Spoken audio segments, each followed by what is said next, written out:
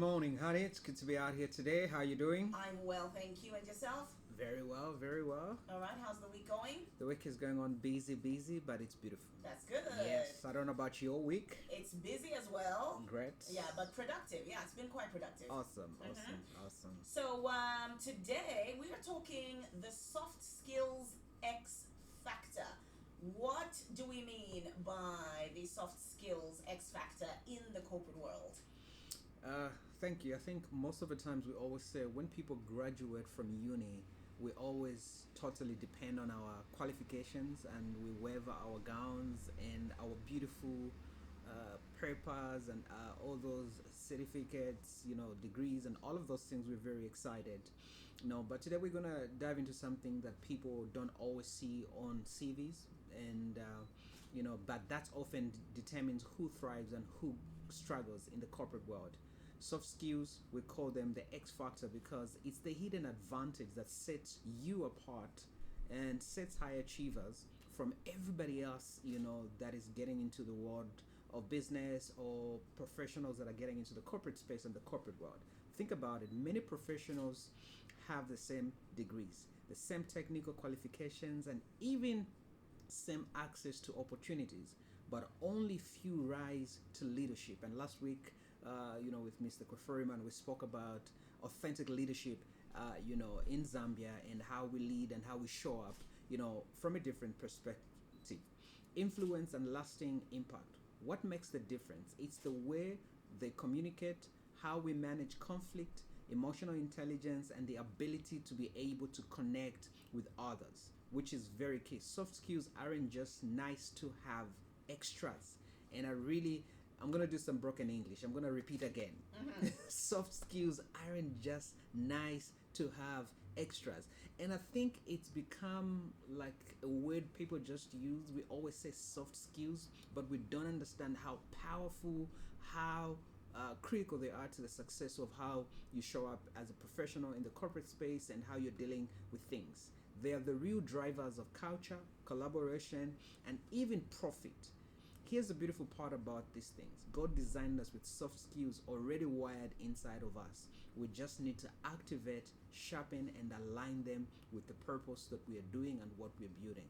And that's what today we are looking at unpacking and dealing with, because we believe that if we are going to change how we do things and run our businesses and our organization, we have to pay particular attention to soft skills. Not just the word that we hear people talk about in the streets and the corporates where people just say, oh, soft skills, no, it's something that is deeper. It's the difference maker for you as a profession, as you build, as you develop the things that you are developing.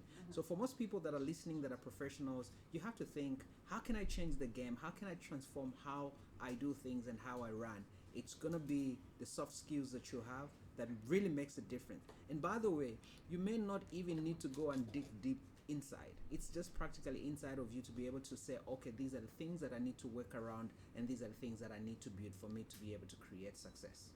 Yeah. Coach, we are joined by, I don't know if we should call her a guest, but who are we joined by today? I'll give you the honors today, Coach. Miss Didi. Hi. Hi. You're not a guest. You are practically a family. I should be the host. You see what happens when you give people space. They even want to take your your sport. Didi will host next Wednesday. Let's do that. I like that one.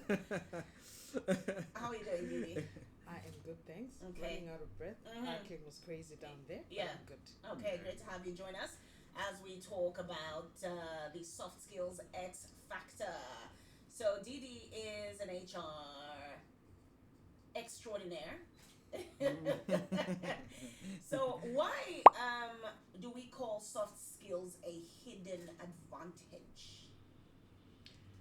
I think because what gets you into the job are the technical skills. How great you did at school and da da da da. Yeah. That's what we're basically taught in school, in college, and all that.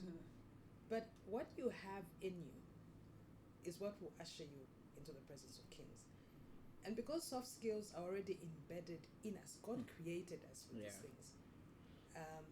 The more you can use that which is in you, i.e. how you connect with people, how you collaborate with people, how you adapt to change, how you resolve conflict. That is what differentiates you. Yeah, true. But it's not always very obvious that you have those things until you start to exhibit them. But most people, I don't know why. So do we depend too much on academics, like the degrees and all those things like you mentioned? It is the way the world is structured, eh? Yeah. I think God created us to come and thrive based on what He put in us as Oh, human that's a beings. good. That's a good one. That's But a good then one. the world has its own structures and systems in terms of how it should work. There's a book I was reading by Napoleon Hill that talks about if we could all teach children from the time they get into this world to become best versions of themselves based on what they have in them, as opposed to what education looks like in this world, I think the world would be at a much, much, much better place. But we're so focused on the technical skills. So how smart you are is based on how great your grades were at school. I always say that I don't like numbers. So I always wonder that in my career now, I can't remember ever using integration in mathematics anywhere. You know what I mean? But it was such a big deal at some point. Yes. And if I got great grades then I was smart. But for what? Yeah.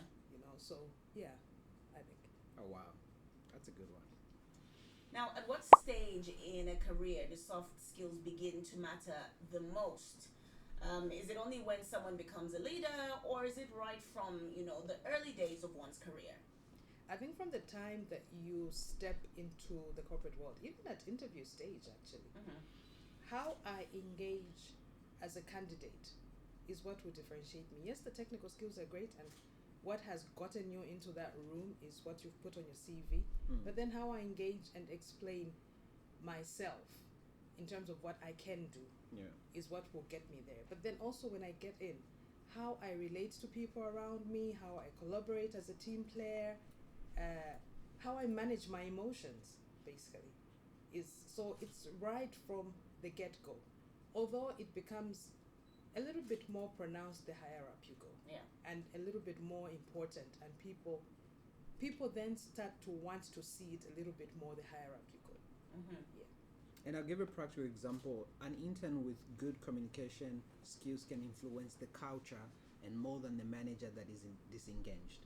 So when you look at somebody who builds a communication skills and is able to put, even if they are just an intern, they can show up in the presence of an organization and do the stuff they're supposed to do.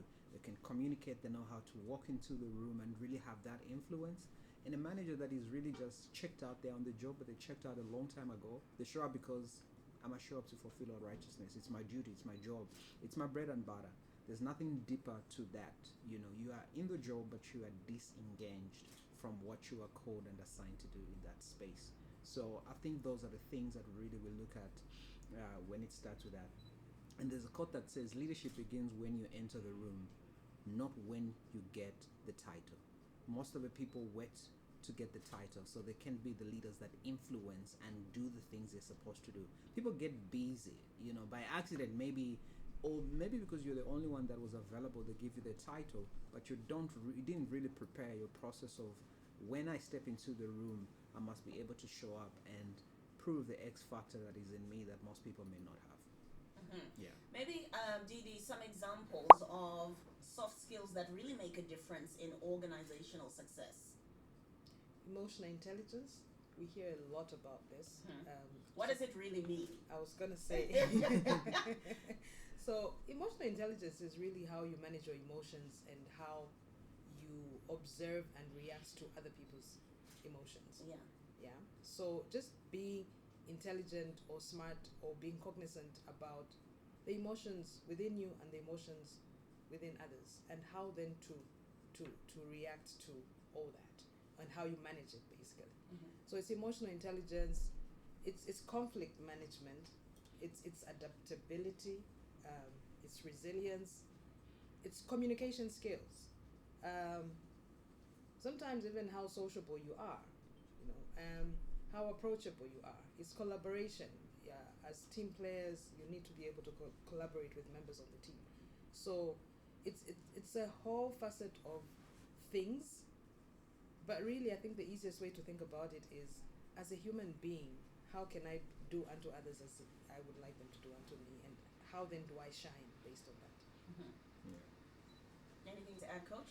I think I wanted to add to what she said. For me, sometimes how I actually don't say sometimes, all the times how you relate to people, how kind you are. It shouldn't be a sometimes thing. It should be an everyday thing. And I feel like because that's what really makes you. Again, we're talking about soft skills, the X factor. They don't give you a degree for being a proper human being. So I feel you have to cultivate the lifestyle, your emotional intelligence, because then if you see other people are tripping, you'll be able to tune in and be the kind person that you're supposed to be. That's emotional intelligence for me. When we walk into that space, you have to show up consistently, and again, watching yourself, being very aware of your environment, and then also monitoring yourself. I feel sometimes we just walk through life without really paying particular attention how we're showing up, how's my attitude, how am I responding to things, and how am I dealing with the things that are happening around me. That's something that is very key as we walk in these spaces. Yeah. All right, this is Corporate Talk, and today we're discussing the soft skills X factor. Can soft skills be taught, or can you be trained in developing soft skills, or is it more about enhancing what's already there? We had a topic at some point on the same show, and we thought about how we have to teach human beings to be human beings. Mm-hmm. And at the beginning, we started with saying, like, these things, the soft skills are already embedded in you. God created you with those things in you. Mm-hmm. So I know the word training is a buzzword a lot in the corporate world, Mm-hmm. but I don't think it's really about training. It's about enhancing or bringing out what is already in us. Yeah. So if that is what training means, then great. But then to the extent that we are coaching, we are mentoring, so that we bring out the best in people in terms of those skills. Mm. So yes, at the corporate level, we can assist in that aspect, but then also just as individuals, I think to just be more self-aware in terms of making sure that we do the things that we should do from a soft skills perspective. Mm. How we react to situations, how we manage conflict, how we communicate to people, and things like that. So I don't think I want to use the word training. I think we want to enhance or bring out what is already embedded in us. Okay. And have you seen situations where strong soft skills outweighed the technical qualifications in someone's career growth? Many times, Many times, because at some point that is the differentiator. Because I work with accountants, I'll give you an example of accountants. At some point, they are all there in terms of delivering from a technical point of view. Because also most of the time, the type of work that we do is repetitive, and you become great at it. Mm. So what differentiates me from the next person in terms of me then rising above and becoming a leader? It is how I manage people. It is how I manage myself. It is how I relate to people. It is how I resolve conflicts. It is how I manage change. So I think the higher up you go, in fact, before we promote you to a higher level job, like these very important jobs, we'll take you through a psychometrics test. And really what that does is not test your technical skills, it's testing your soft skills. Okay. So it will ask you questions around how do you react, what would you do in a situation like this, and things like that. So at a certain level, all the time, it matters. I wanted to give a practical example. So as she was speaking, I was thinking about an experience I've had. Like I've had a patient at UTH, and I met this young lady, actually, who listens to corporate talk. Now, she's not the type of a person you think. She's the type who would sit and listen to corporate talk, because if you're a nurse, it doesn't look like you're in the corporate space. Mm. But the things she's told me about this show, the corporate talk, has been unbelievable. Okay. And the level of her mindset, even if she works at a place that is government space. Now, if somebody says I listen to you is different. If somebody goes to an extent and breaks down what you talk about and discuss, and how she's grasped the principles we teach on the corporate talk, I was in shock. I couldn't believe it. And I said, look, I meet people that tell me they listen to me, but you have been very different. And I said, whenever I get the opportunities, I'm definitely, And a week later, there was an opportunity. And that's the first person I called and said, hey, there's a deal. And the way she moves, up to now, I can't even figure it out because she went to become a nurse, but her mindset is totally different. The way she reasons, even how she interacts with you, how she interacts with the patients, it's been the most unbelievable thing. So for me, when you talk about soft skills, for me, I'll say every day, 24/7, because everybody can go to university and get the qualifications, but there are certain people that have just worked on this, X factor, that they show up in the most unbelievable way. And by the way, not even when I passed on this opportunity, I didn't even ask her, what are your academic qualifications? Did you get a 1 or did you get a no? I didn't care. Yeah. How she showed up, how Yes. she carried herself was enough CV. So I think that's what I would add to that. Yeah, that's beautiful. Now, with AI and automation taking over many technical tasks, what role will soft skills play in the future workplace? We need to remain humans because AI can never be human. As smart as AI is, as helpful as it can never be human. AI cannot be emotional. In fact, when you greet that, everyone has a name for it. When you greet that robot and say, how are you? It will tell you, look, I'm not human, I don't have feelings. So that is the differentiator. Whilst AI has come to, it might even replace most of the technical jobs that we do now. As long as you remain human, it will make your job easier. Because that is what will set you apart. When the robots are doing the work, you will be managing the human beings that are doing the work, or you will be managing yourself and leading people that are doing the work. So AI is great, but let's not be scared because we are greater. We are human beings. Yeah. Now, But let's be more human. yeah. Let's just be human, guys. Yes. Even just at the very basic level. Yeah. How can organizations start investing in soft skills development for their staff? Coaching, mentorship. That means that as leaders, we must be strong, skilled in terms of soft skills as well. Unfortunately, most leaders are not there. We will get there, Coach, one day. We've built on this mountain for too long. So leaders themselves must understand what it means. I mean, it's easy to see it in somebody else and say this guy needs A, B, C, D. But remember that people also learn not by what you teach them, but by what they see silently, observe. Yes. So we usually become the leaders that was our leader, even if we didn't like it. I've seen this many, many times.